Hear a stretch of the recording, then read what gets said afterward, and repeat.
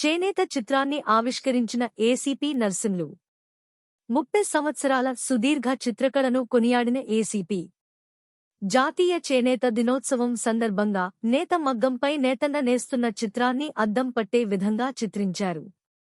సిద్దిపేట జిల్లా గజ్వేల్ పట్టణానికి చెందిన భక్తిరత్న జాతీయ అవార్డు గ్రహీత రామకోటి రామరాజు ఈ చిత్రాన్ని శుక్రవారం ఏసీపీ నర్సింలు ఆవిష్కరించారు.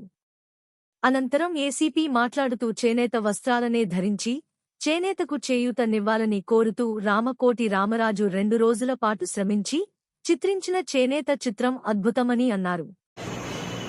ఆగస్టు 7 చేనేత జాతీయ దినోత్సవం సందర్భంగా మన గజ్వేల్ పట్టణానికి చెందినటువంటి భక్తిరత్న జాతీయ అవార్డు గ్రహీత రామకోటి రామరాజు గారు గత 30 సంవత్సరాలుగా అనేక చిత్రాలు గీశారు.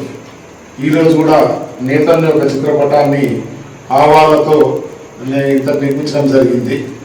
ఎంతో శ్రమ పోల్చి గత 2 రోజులుగా ఈ చిత్రాన్ని నిర్మించడం జరిగింది.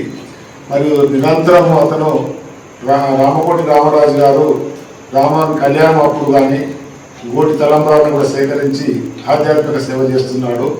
ఈ చేనేత దిన సందర్భంగా వారికి ధన్యవాదాలు తెలియజేస్తున్నారు. ఇదే ఆధ్యాత్మిక సర్వీస్ కంటిన్యూ చేయాలని ఆ పోలీస్ శాఖ తరఫున కూడా అతన్ని కోరుతున్నాను. Thank you.